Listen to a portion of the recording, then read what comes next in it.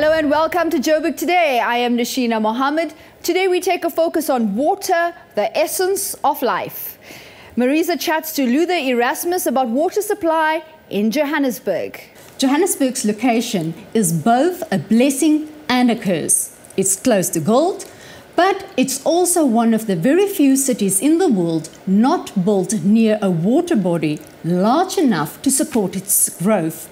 To find out more about where does Joburg's water come from, we are talking to Luther Erasmus, a water advisory services specialist at the international consulting firm PwC. Welcome, Luther. Hello. Where does Johannesburg get its water from? When the gold rush started, they had the Natalspruit. Private companies actually sold water more expensive than soda water, and people cooked their food in soda because it was cheaper. Now, around about 1900, Rand Water Board was formed, and they looked at this problem at that time and realized that they have to bring in water, and then they started constructing the Vaal Barrage. Then the Vaal Dam came on stream in the 1950s. And then in the 1970s, they realized that the problems are actually much bigger, and then they conceived the Lesotho Highlands Water Scheme, where actually most of Joburg's water comes from today. So how is it transported then from all the way from Lesotho's mountains, basically, all the way to Joburg? How's it been transported? A number of dams were constructed in the Lesotho Highlands in the 1990s, and a number of tunnels and pipelines actually pump the water into the rivers. And that is then actually transported all the way to the Vaal Dam. And from Vaal Dam, it's treated and abstracted and treated and distributed by Rand Water. Looking into the future, how will the demand and the type of usage of water in the bigger Johannesburg area change over the next 10 or so years compared to what is happening now? Looking at the amount of water that Joburg consumes today, it's Johannesburg is probably around about 600 million cubic meters a year, which is a huge amount. Now that's going to grow, according to projections from Water Affairs, to 800 million cubic meters per annum. That's a growth of almost 33%. And there are only actually two new sources of water, and that is the Lesotho Highlands Phase 2, which has been approved by Parliament, and they will start constructing that in the near future. That water will come into the Joburg area around about 2022. And there's also a Tukela scheme out of the Tukela River. There's also some transfers from that. The rest, actual reuse of water will become big. Because of this huge amount of water being imported into the region, there's also a lot of runoff or return flows into the area.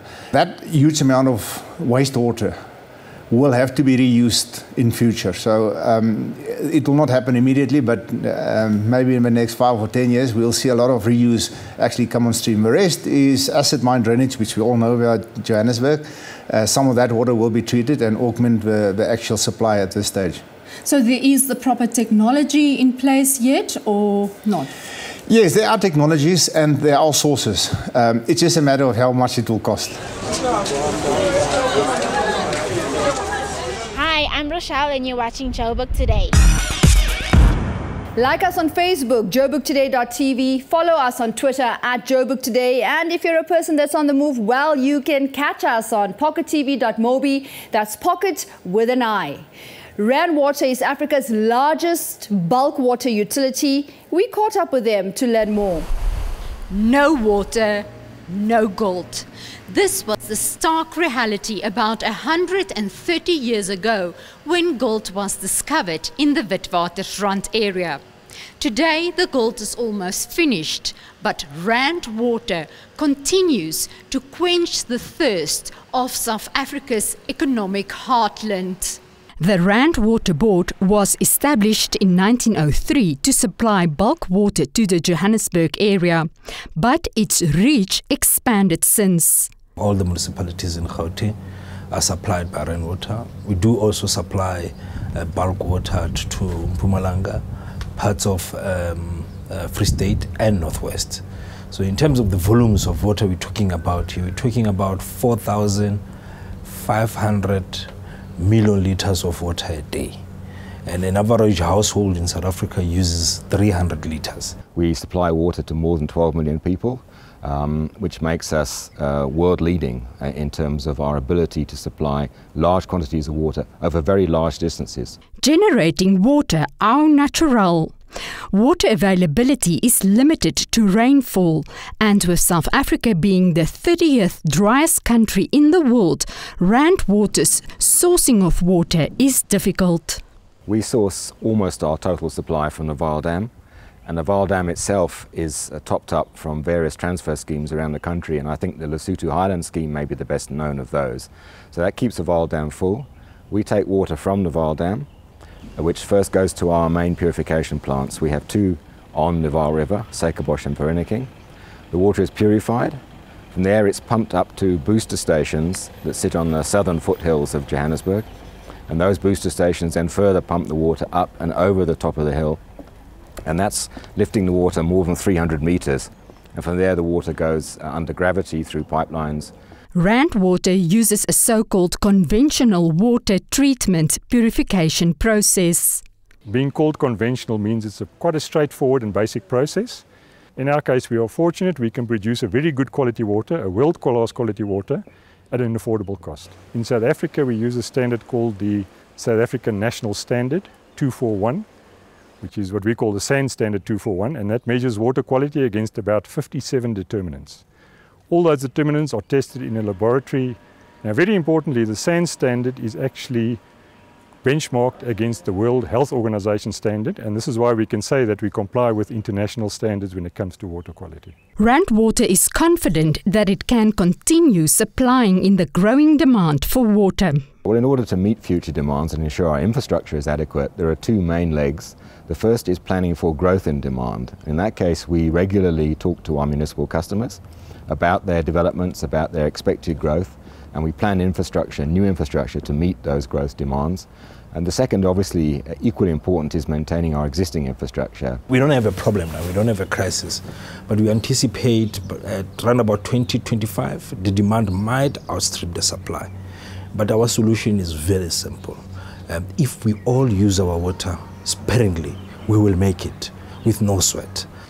Now that is what it's all about. No Rand Water, no life. Marisa de Klerk, Joburg Today.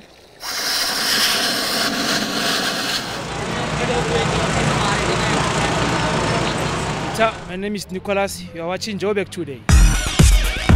Staying with water, one of the most important things to teach your child at an early age is how to swim.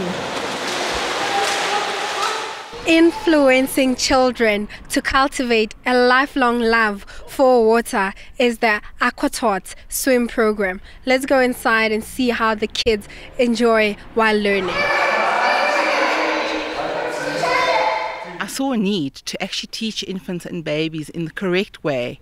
At that stage, there were not a lot of infant swim schools around at all. And I took the opportunity to contact the franchisee, Nell White, who's the owner of the franchise, and became the first franchise of June 2003, the Little Falls AquaTaught Ramsey franchise. And I haven't looked back since. An infant will swim with their whole body through the water and is unable to isolate their muscle groups. Say one little person, they scrabble through the water, whereas a 5-year-old would be able to isolate the muscle groups and perform the correct little stroke technique and kick. They need to have their infants or a caregiver or their granny or grandpa or an au pair in the water, so they have a trust relationship. They have to follow on cue, and they learn through songs and games and through play in the water. It's very important at the toddler stage from 12 months to 3 years that they are playing in the water, which is a natural extension of the environment. And I like mostly is swimming like with a noodle, with my brand new noodle, and my best is also spinning around and catching the wall. It's a valuable life skill. That is the most important thing. Until they've mastered swimming or being water safe, not even swimming, being able to help themselves and get back to the side, it is one of the most important things that a child can do over and above all the other extramurals. My name is Vitumelo Pelesa for Joburg Today. Hi, it's Kenneth. You're watching Joburg Today. For more, check out our playlist as well as Business Destination Joburg. And that's it from me, Noshina Mohammed. I leave you with Country by Justin Sarau. Back in ETV.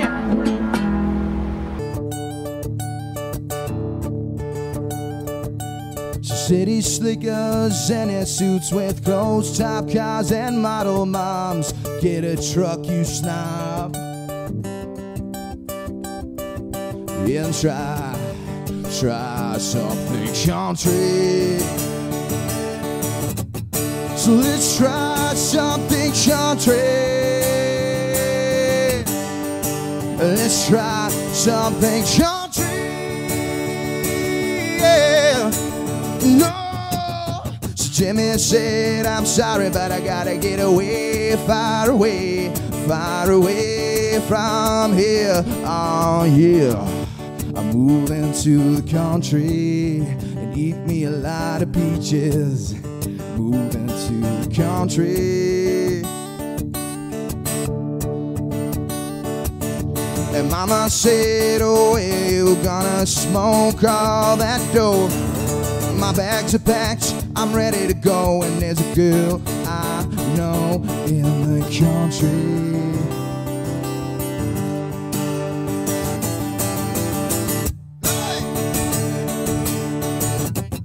Let's try something country. Let's try something country. Yeah. And we'll try something country. Yeah. We're trying something country. Yeah. Oh yeah. No. Oh yeah. Oh my love.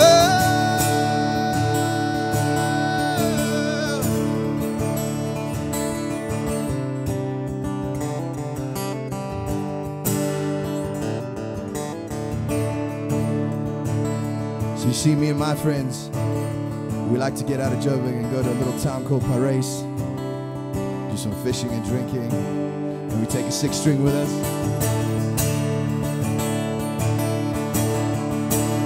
So take me down to the river, take me down to the riverside, take me down to the river. No, love, love, love. So take me down to the river, take me down to the riverside, you take me there.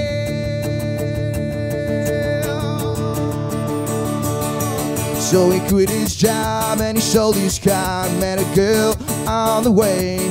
Now he lives in a house on the riverside on a farm in Paris. 'Cause they tried something country. So let's try something country. So just this once, let's try something country.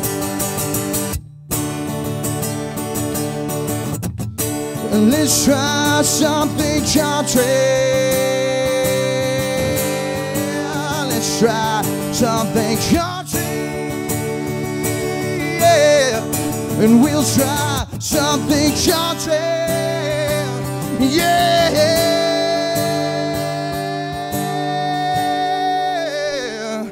Something.